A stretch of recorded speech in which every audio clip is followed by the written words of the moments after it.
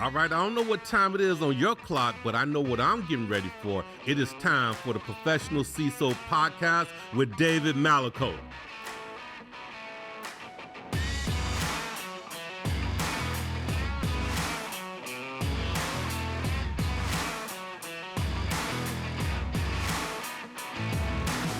Welcome, one and all, to the Professional CISO Show. I'm your host, David Malicoat. This show is an exploration of the topics necessary to transform the role of the CISO into that of a professional. All right, gang, we have an interview with a cybersecurity leader in the banking space today. Finance, here we go. His roots are in telecommunications, consulting, financial services, engineered materials, and digital commerce. Some notable things about our guest today. And I will say this, caught me totally by surprise. I had no idea. So he's a certified referee in both ice hockey and women's lacrosse. And coincidentally, he has twin daughters that play Division II lacrosse in college. Yep. And even further, he's an off-ice official for the National Hockey League. Wow, like we may have to dive into that one. Before we begin though, I do want to talk about North Texas ISSA.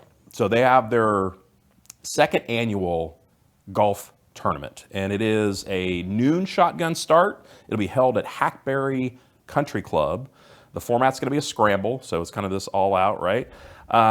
This is one of the primary ways that they fund the scholarships that they support on these local college kids putting together for cybersecurity. So if you're a vendor, consider sponsoring. If you're a practitioner, participate, right?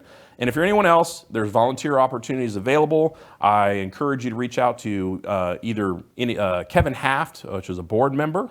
You can see him on LinkedIn, or any of the board members if you know one. They'd be more than happy to get you in touch with what needs to go on. But come join the largest ISSA chapter in the world.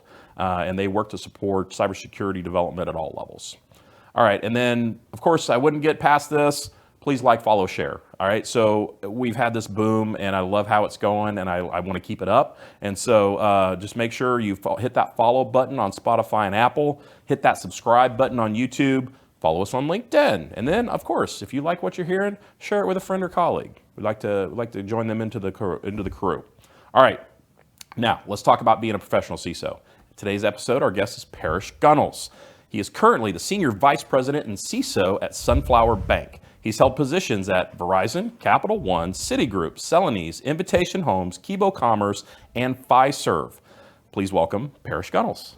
Thank you, dude. Glad to be here. Looking forward to it. Love it. Now, some people would listen to that list and say, look, man, can you hold a job? Yeah, right. I doubt that. Actually, we're going to get into it a little bit later. I think there's some wisdom that can come from having those positions, so we look forward to hearing that. All right, so let's get started with this. We always start with this. Young Parrish Gunnels. Yeah. Technology hits you at some point in your life, whether it be single digit in age, maybe teenager, whatever. Can you talk to us about when technology and then kind of that cyber bug and then now into today? Yeah, so growing up, I always liked tinkering with computers and that sort of thing. But when I got to college, everything at that point, because of my age, was all about programming. And I knew I didn't want to do that. So I ended up with a finance degree. Mm-hmm. I went and worked kind of in the financial arena for 3 years, went back to grad school full time. Once I got to grad school, there was a couple of courses I was able to take that was like system design, SDLC, those kinds of things. From there, I landed in the financial services area, my first job in technology. But I started off more on the project management, program management, system design areas. Right. At one point in my career, I was asked to take over the business continuity program. So I ran it for a year. And back then, I was working for a large financial institution at that time. So lots of data centers and lots of servers, right. Lots of coordinations to do with that. Then this thing came around called SOX, and no one knew what it meant and how it was going to affect everything. So I landed there. Trying to work with auditors about, okay, what do we have to show as evidence? What are controls and those sorts of things? So I ended up sort of growing up more on the compliance side of things. I was never an auditor, but I was more the coordination between audits, external, internal audits, and the technology teams, right? So when you start getting into those, you start talking about access and controls and all those sorts of things that we talk about in security. And then I was at one position where I was sort of doing that, and they said, "Will you take over security?" Then a guy was retiring, and so I did, and it went from there. So was it a case of like close enough, like you're adjacent, you're security adjacent? Here you go, you got it. Yes, and so, yes, to some degree. I think I knew enough, right? And they trusted me that I could manage audits and I could manage certain things. But the thing that was, right, I mean, back then there was a few guys that had CISO titles, but not a ton. Right, right. And it was me and another guy, and we were mainly we didn't have tools, we didn't have policy. I learned by fire. We went through a major breach. And so when that happened, I learned a lot, also got budget, also got team, and it just went from there, right? So, and then from there, yes, there was some job hopping. There was some trying to, I don't know, some of it was trying to more get to the title, right? And that authority level, right? Some of it was I had an opportunity one time to go work for kind of a startup company that was backed by Blackstone, and I had familiarity with them and some of the guys in that area, and thought I could really learn something from it. So that went on for a little bit, but then there's always politics and other things that happen, right, that make you question why you're working there. So yeah, I kind of had to jump around a little bit. Well, and I think too, if you're early on, right, in a space, there's this, it kind of goes up in like a slope, right? Yeah. And I think that's what happens as well, because you have that ability. Now all of a sudden you're highly mobile because you have options. Yeah, so there was pluses and skills in demand. Yeah, and there was pluses and minuses to it. So I think for one, I got to see sort of how the equity side of things work and what the targets and goals are for those kinds of ventures and plays. And I also got to start programs from the ground up, right? So those things were good. Looking back, I wished I had held out more and just gone bigger, right? Instead of startup stuff. I think that probably would have helped me just brand wise, long term wise. But it is what it is, right? So so you learn and you play that hand, right? Yeah. Right, exactly. All right, so I want to get to kind of the point of the show, which is, do you believe in the idea that we must professionalize our role as CISOs? There's a lot of different thoughts around what that means, which is okay. So what does that mean to you? And if not, why? That's okay too. So I would say, I guess in general, I'll say yes. I do think it is, the CISO role is starting, and in some places has become a executive level or looked at as an executive level.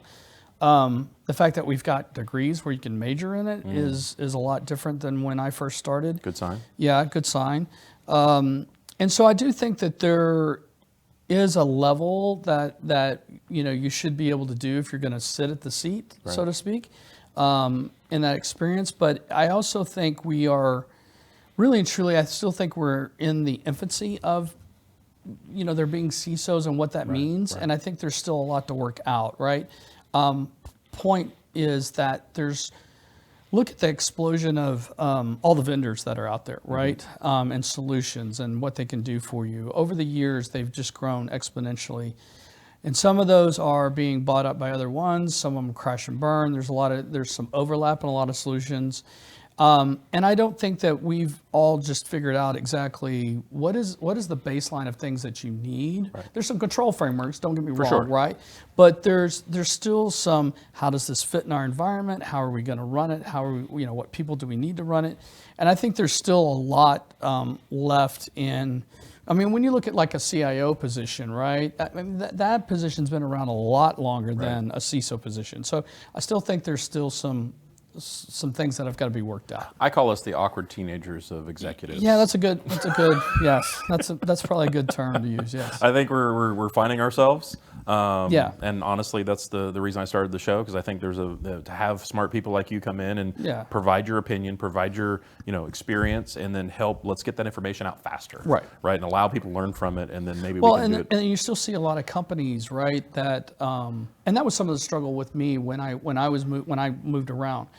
Yes, we want someone in charge of security, or yes, we want a CISO, but what does that really mean, right? And a lot of people never could define that for you.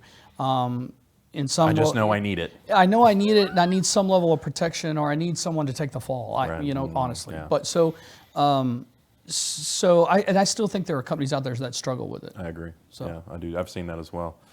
Okay, so this I think blends nicely into it. I always love to get my guest. What are you passionate about? What do you want to talk about? Right. And one of the things you put out there was the seat at the table. Yeah. And so I listen to a lot of podcasts. I read a lot of articles. Sure. And there's a lot of luminaries in our space that lament how CISOs don't have a seat at the table. How much of that is a them problem, as in the people giving us the seat, or is it an us problem, being able to earn the trust to have the seat? I think there's a little bit of both. So the reason I say that is because I think in financial services, as an example, I think some of it depends on industry you're talking about. Especially in bigger banks, you're starting to see CISOs be a board level or very executive level, reporting to the CEO or reporting to a board committee type of thing happening, right? But those are much larger institutions with a lot widespread of facilities and people and things to think about, right? And highly targeted industries too. Then you've got, if you go on the other side of the spectrum, right? And the reason I say this is because I've done some consulting work with some of these companies. If you go back down to your county level, city level, mom and pops, mid-tiers, you're lucky if you find someone in those organizations that understand all of their IT, much less have a security spin on it, right? Or thought about it. And so in those kinds of places and in those kinds of industries, you don't see CISOs or you don't see a security director, right? They're still thinking that they're not a target, that they don't have an issue, and it's eye-opening for sure. You still see, if you go to, you really want to be scared, go look at your county and go look at their infrastructure. Yeah, I agree. It will scare you. I worked state for a little while, so yes, I totally understand. It will scare you, yes. And so from that standpoint, I get a little irritated when I start hearing guys talk about how we've evolved and we're at the seat and blah, blah, blah. And I'm like, no, we're not the same as a CIO in some places. We're not the same as your chief revenue officer or your CFO. We're not there yet. Right. Observationally, and obviously I had a lot of people in this seat or seats like it.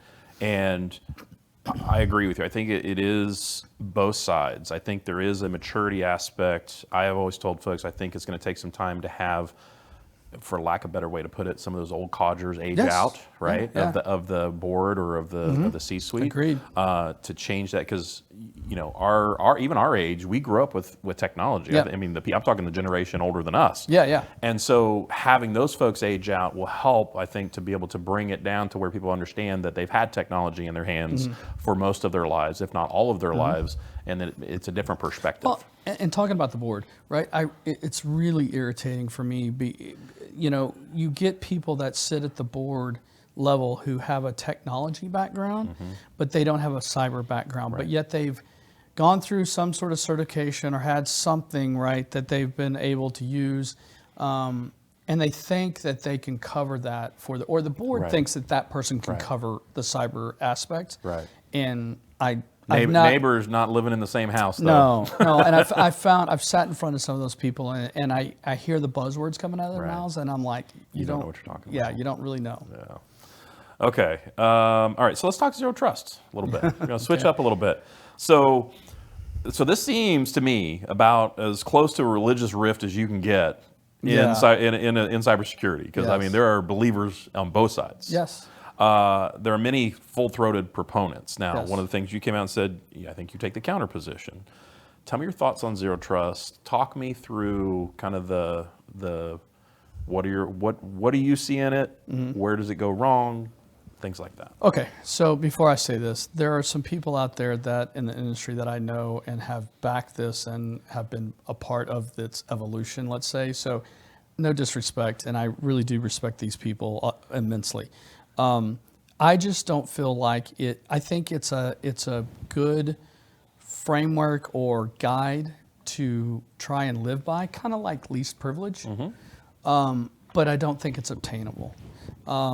The reason I say that is because, unfortunately, I think, the marketing aspect of this has gotten out of hand with it, right, in the term. But So the reason I say that, if you go work in like manufacturing, and manufacturing is probably going to be more the extreme example. There's still stuff like this that happen in financial services.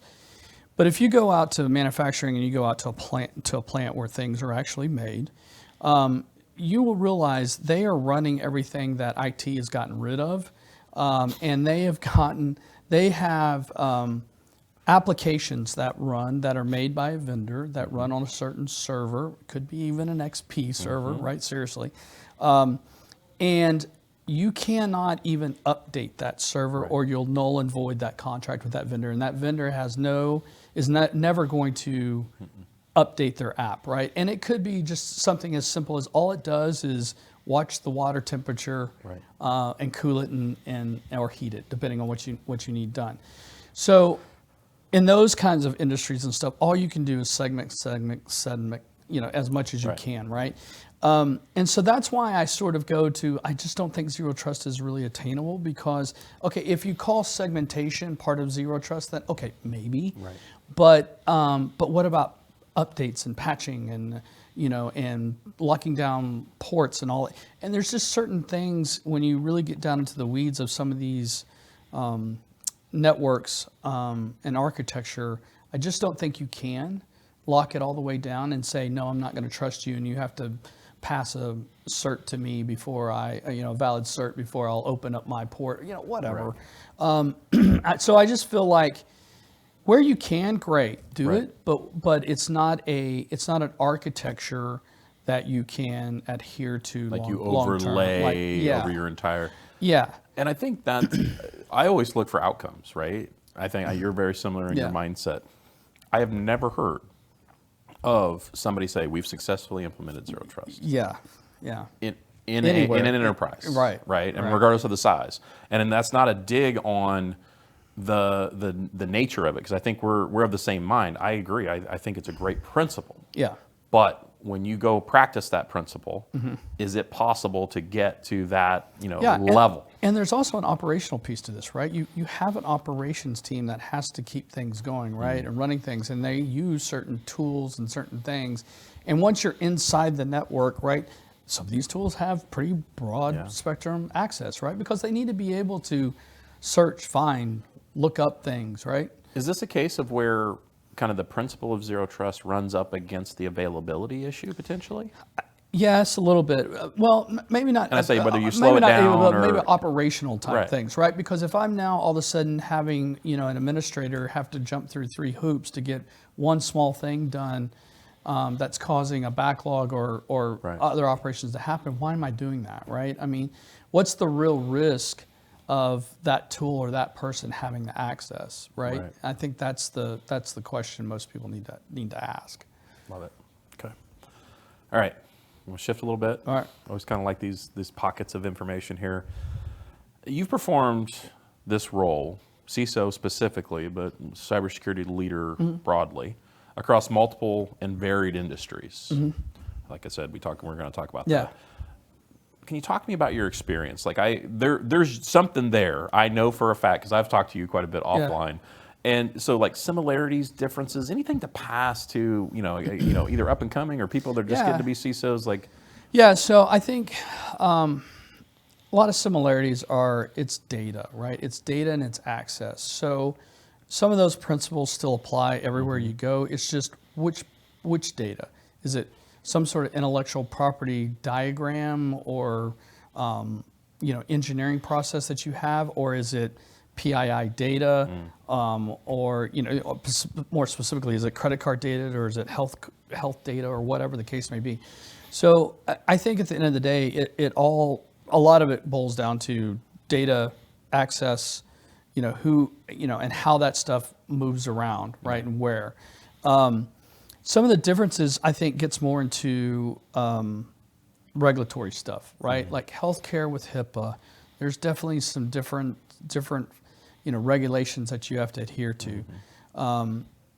Depending on where you operate, privacy laws, right? All the various state laws that are coming around now, if you're global, and the GDPR and all of that, those sorts of things. So I think that's where things somewhat differ, is it's a lot of the regulatory type things, and the things, do you have card data? You have to adhere to PCI. There's some things about that. And in each of those regulatory, or regulations, right? I think there are good security practices and stuff.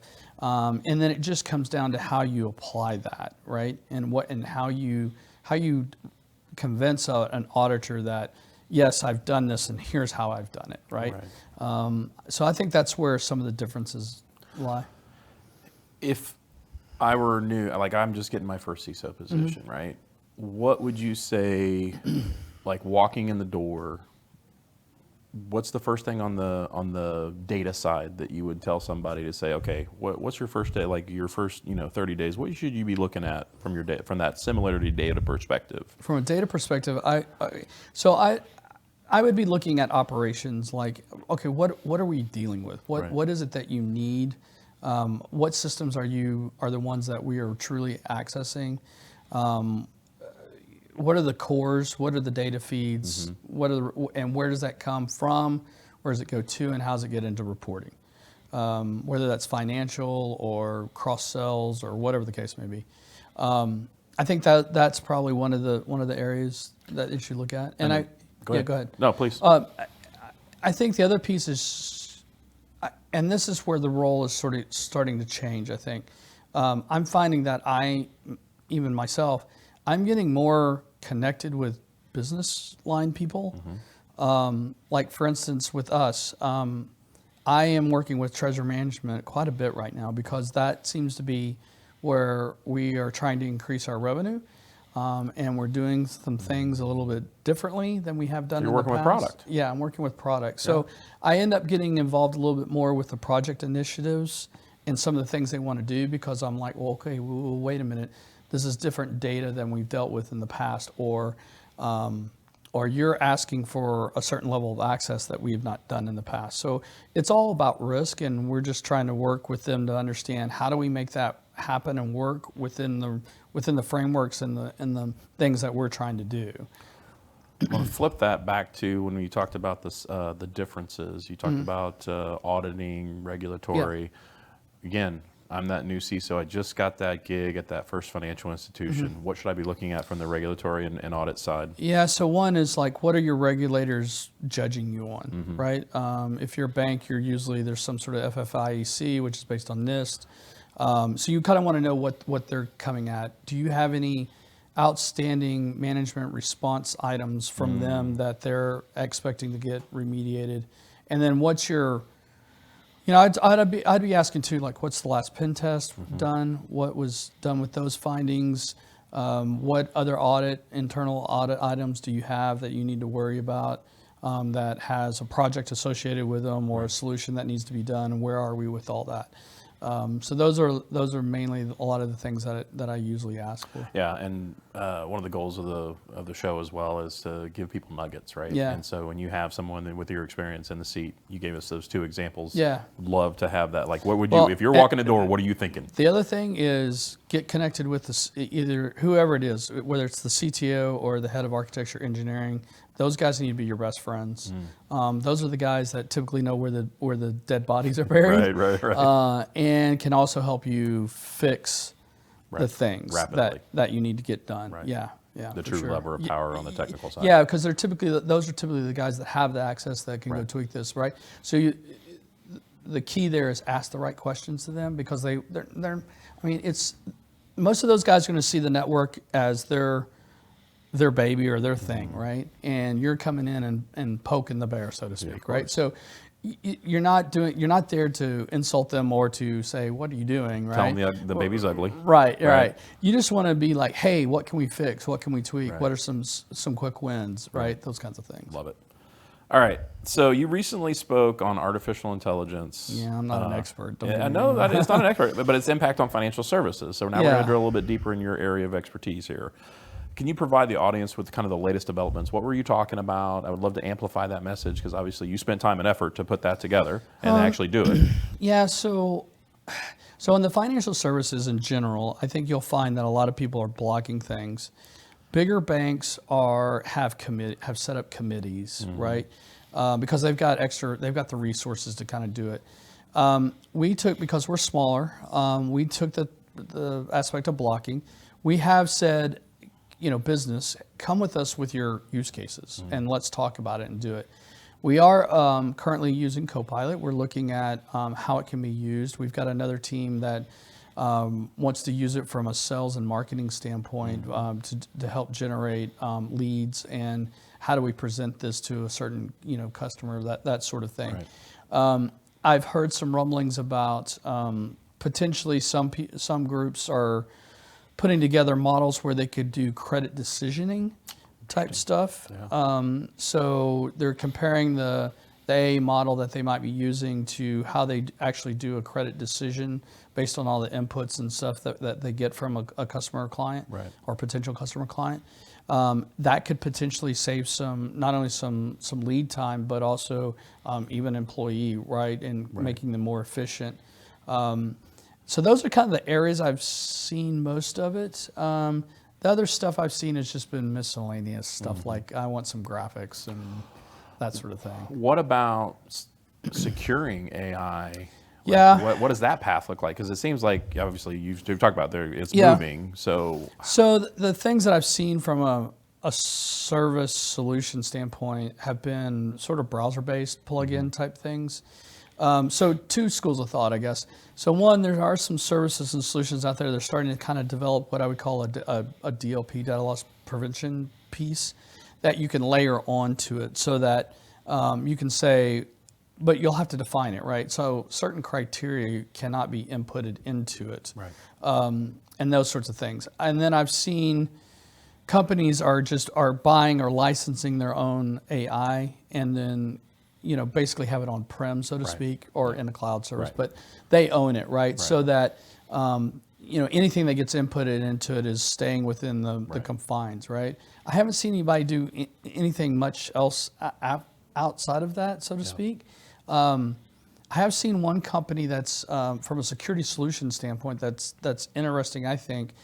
They're using AI to filter out all the various logs that don't really matter. Right. Right, so that you can focus, so that you can focus on what does matter, and hopefully alleviate the amount of storage in your SIM and still make you effective and that sort of thing. So anytime there's a cosplay, I think there's value there. Yeah, there's value there. Yeah, Right. But I still think there's a lot. What's interesting is, well, as you know, right, because we were at the same event, right? When you talk to these people out there and that are really involved in this, right? What amazed me was the confidence levels of these models are still not where they need to be, right? And we're talking about whatever. Right. But still, for these experts to say they're not ready for prime time, but yet we're out here selling it all, right? Yes, is a little scary. I agree. Yeah, I feel like we're on that first couple years of the internet. Yes. Right. Yeah. And you kind of don't know what's going to happen because it could take a turn for sure. Yeah. And people, all they want to do is adopt. They want the power. Yeah. Right. Yeah. A little bit of Wild West, I believe. Yeah. Well, and here's the other thing that is kind of like I don't agree with. There are those out there saying AI is going to take everyone's jobs, right? I don't really believe that. I do think it will change our jobs. Agreed. But I kind of relate back to, granted, I'm going to age myself, when the internet really came around and popped, right? And the .coms were all around, right? Everyone was said the same thing, right? And I do agree, right?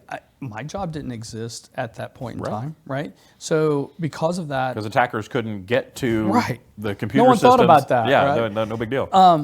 And now, right, my role is actually being created because of that, Right. really, quite honestly. So I do think there'll be a shift, yes. Yeah. And if you're not willing to go along with that shift, then yeah, you're going to have an issue. But and some jobs will be limited, but I think there'll be a wealth of other things that come about. A couple things. One is when I taught at Collin College, I told my students that they needed to be ready to secure a digital world where cloud computing was dead. Yeah, that's probably Right? true. That kind of idea. Yeah. And then I think it was Gary Hayslip I talked to a couple of weeks ago. I don't know if you know Gary, CISO Desk Reference. He was talking about how he had seen the vision of security early on. And I think how, one of the questions I have, how can we develop that in our younger folks, right? And I think we have an obligation. I mean, because you're right on it when you're saying it's similar, but it's different. But at the same time, you kind of have to look through. It's your position did not exist, but that doesn't mean that you were not successful and that you didn't jump on that. So. Yeah. Okay. You know what time it is? Okay. 10 questions. All right, 10 questions. 10 questions for Parrish Gunnels. All right. What's your favorite word? Oh, man. Probably dough. I say dough a lot. Dough. Yeah. Gotcha. Oh, Homer. Yeah. What's your least favorite word?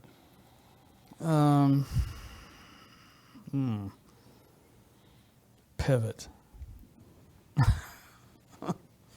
I understand.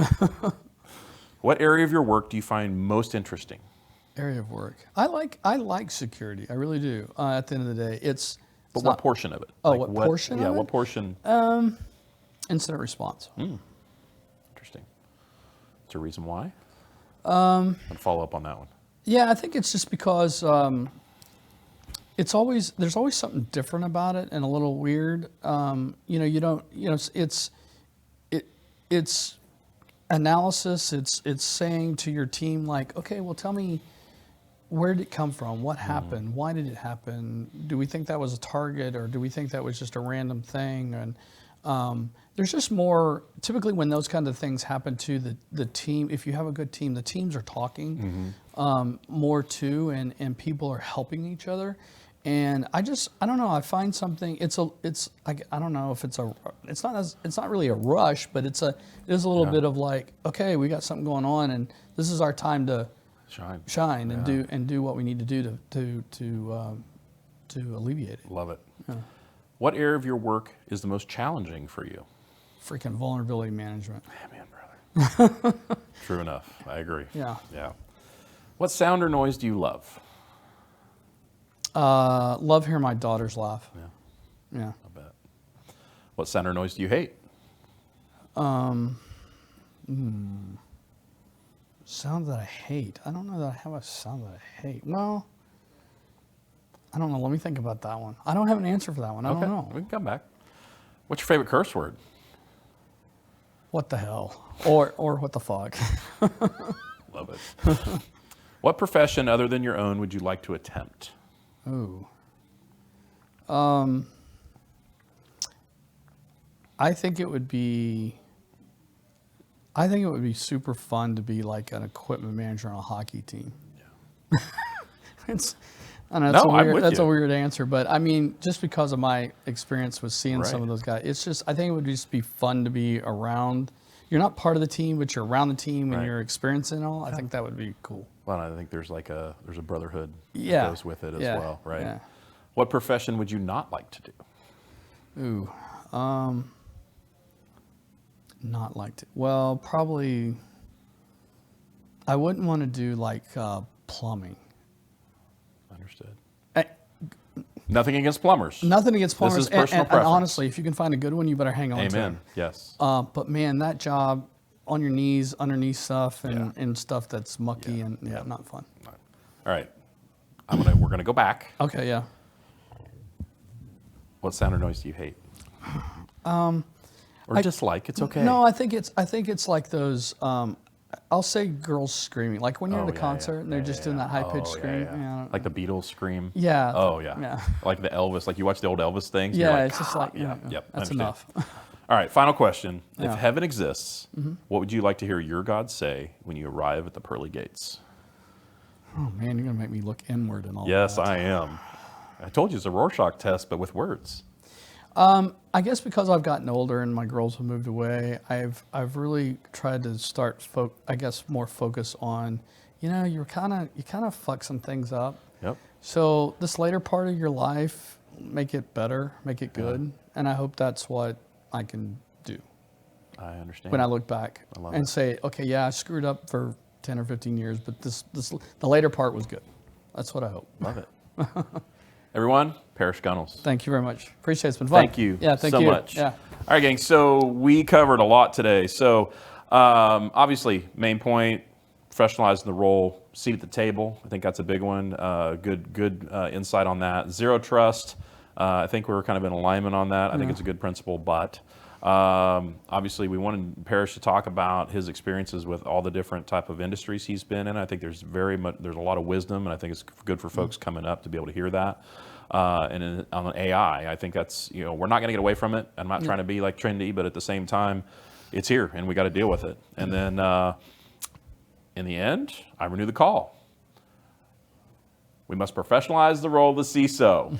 In the meantime, I wish you health, happiness, and success on your journey in becoming the professional CISO. Let's do this. We're professionalizing the CISO role, so please subscribe to the Professional CISO podcast.